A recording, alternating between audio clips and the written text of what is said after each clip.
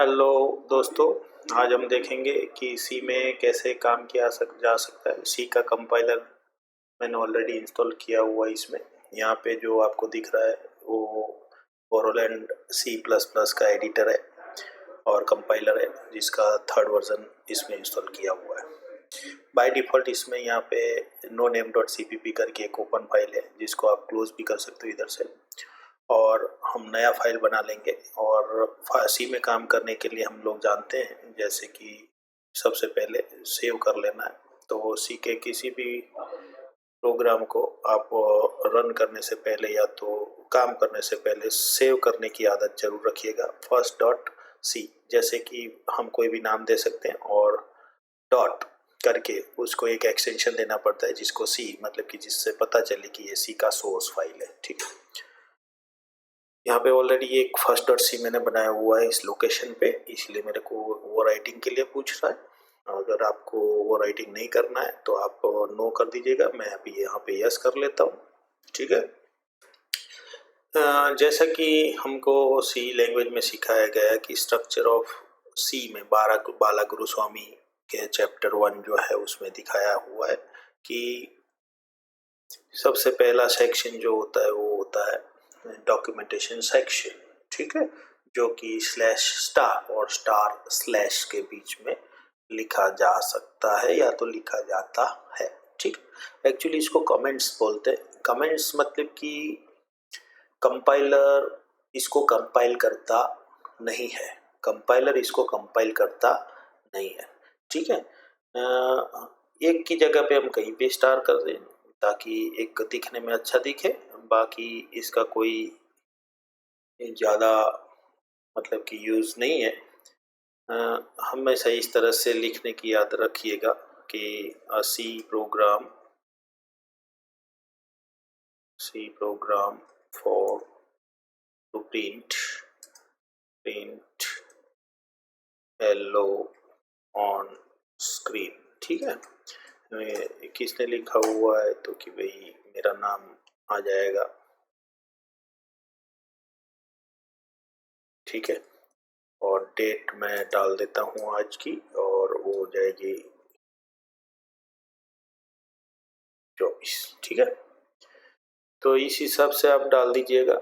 और ये जो है वो सिर्फ और सिर्फ प्रोग्रामर के रेफरेंस के लिए यूज़ होता है, बाकी इसका कोई यूज़ नहीं होता है। इसीलिए इसको डॉक्यूमेंटेशन सेक्शन कहा जाता है, ताकि हम फ्यूचर में जब भी ये फाइल ओपन करेंगे तो मेरे को पता चल जाएगा कि ये प्रोग्राम किस लिए लिखा गया है और किसने लिखा है और कब लिखा है। ठीक है, बाकी आपकी इच्छा, जो भी लिखना हो आप इसे बढ़ा के लिख सकते हैं।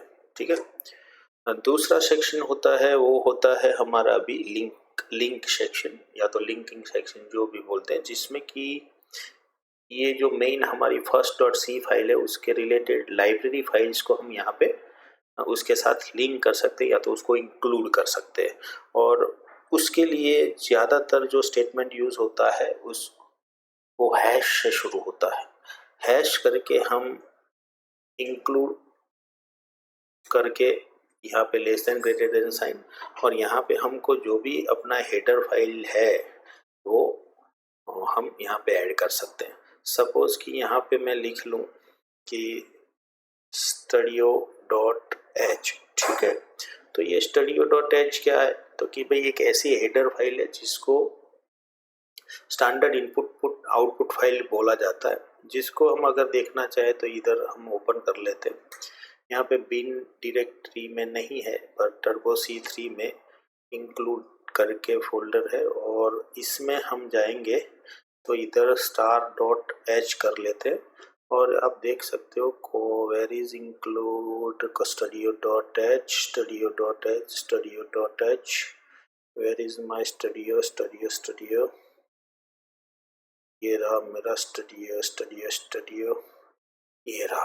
ठीक है, तो आप देख सकते कि एक बहुत बड़ा फाइल जो कि आपने बनाया नहीं है, सिर्फ उसका काम जो है वो हम उससे लेंगे, वो हम बनाएंगे नहीं कभी भी। तो ये देख सकते हैं आप 240 पेज लाइन का कोड है, 240 लाइन के आसपास है इसका कोड। ठीक है, तो इसका हम यूज़ कर सकते हैं और उसमें काफ़ी सारे फंक्शंस दिए गए हैं जो कि हम अपने प्रोग्राम में कहीं भी यूज़ करेंगे, ठीक है। बीच में एक डेफिनेशन सेक्शन है, ग्लोबल वेरिएबल डिक्लेरेशन सेक्शन है, तो उसके बारे में हम अभी यहाँ पे कोई डिस्कशन नहीं करते, वो जब आएगा तो हम सीख लेंगे।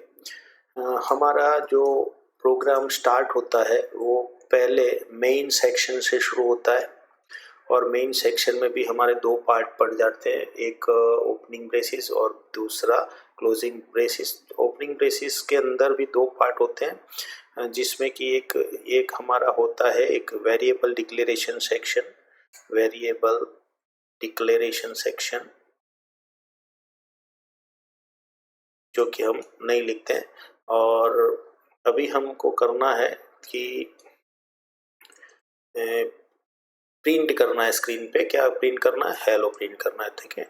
तो उसके लिए मेरे पास एक रेडीमेड फंक्शन है जो कि studio.h में ही है, तो मैं उसका यूज़ कर लूँगा। प्रिंट एफ करके मैं लिखूँगा, प्रिंट एफ करके मैं ओपन ब्रेस करूँगा, क्लोजिंग ब्रेसेस करूँगा, ठीक है।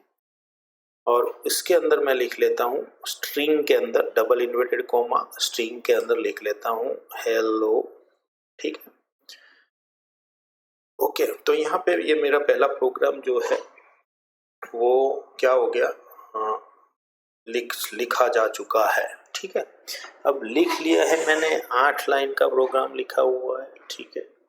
और उसके रिलेटेड मेरे को अभी क्या करना है, तो कि मेरे को कंपाइल करना है। कंपाइल करने के लिए इधर मेरे पास दो रास्ते, या तो मेनू से जा सकता हूँ या तो मैं अल्टर F9 प्रेस करके उसको कंपाइल कर सकता हूँ। अब कंपाइल किया तो देखिए आपका first.c जो है वो कंपाइल हो चुका है। इसमें लाइन कंपाइल जिसमें दिख रहा है आपको 318, ठीक है। तो ये 318 इसलिए दिख रहा है क्योंकि ये आपकी लाइन जो है वो तो 4-5 लाइन का या 10 लाइन का कोड है, और बाकी का जो है वो मैंने आपको खोल के ये फाइल studio.h खोल के दिखाई थी जिसमें 200-300 लाइनें थी, तो ये भी उसमें ऐड हो चुकी है, ठीक है। तो ये कंपाइल हो चुका है, नीचे सक्सेस का मैसेज आ चुका है, देखिए फिर से यहाँ पे सक्सेस का मैसेज आ चुका है, देख लिया।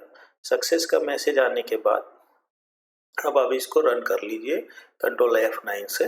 कंट्रोल F9 उसका शॉर्टकट की है, अगर आपको याद नहीं रहता है तो यहाँ से रन कर ये कर सकते हैं। कंट्रोल F9 से ही ज़्यादातर अल्टर F9 कंट्रोल F9 करके आप याद रख सकते हैं। इसको क्या करना है, कंपाइल करने के लिए आपको यूज़ करना है कंट्रोल F9, ठीक है।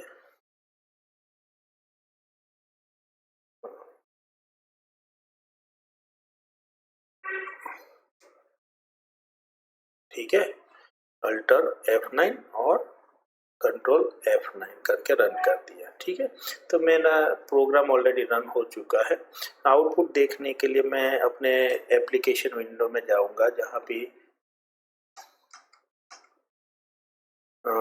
अल्टर F5 करके, तो ये मेरा एप्लीकेशन विंडो खुल गया है। तो यहाँ पे हेलो हेलो हेलो हेलो कितनी बार आ गया, 3 बार आ चुका है, मतलब कि मेरा 3 बार प्रोग्राम रन हुआ था। अभी सपोज कि मैं फिर से अगर रन कर लूँ इसको,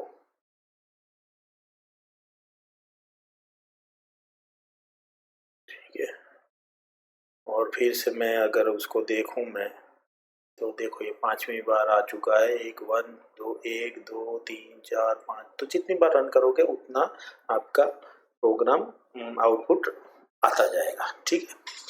और एक दूसरा बात देख लेते हैं कि भाई ये जो है कि मेरा आउटपुट जो है उसमें मेरे को हेलो प्रिंट एक ही बार चाहिए, मतलब कि मेरा प्रोग्राम रन होता है तो उसके आगे वाला जो भी स्क्रीन है उसको क्या करना है, मेरे को हटा देना, मतलब क्लियर कर लेना। बाद में ही मेरा प्रोग्राम रन होना चाहिए, मतलब कि मेरा प्रोग्राम रन हो उससे पहले पूरी स्क्रीन क्या हो जानी चाहिए, क्लियर हो जानी चाहिए, ठीक है।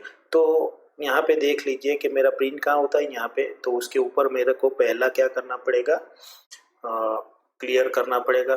तो क्लियर स्क्रीन को क्लियर करने के लिए मेरे को तो प्रोग्रामिंग आती नहीं है, तो मैं क्या कर लूँगा कि मैं एक फंक्शन ले लेता हूँ जो कि फंक्शन ऑलरेडी बना हुआ है जिसको बोलते हैं CLR SCR।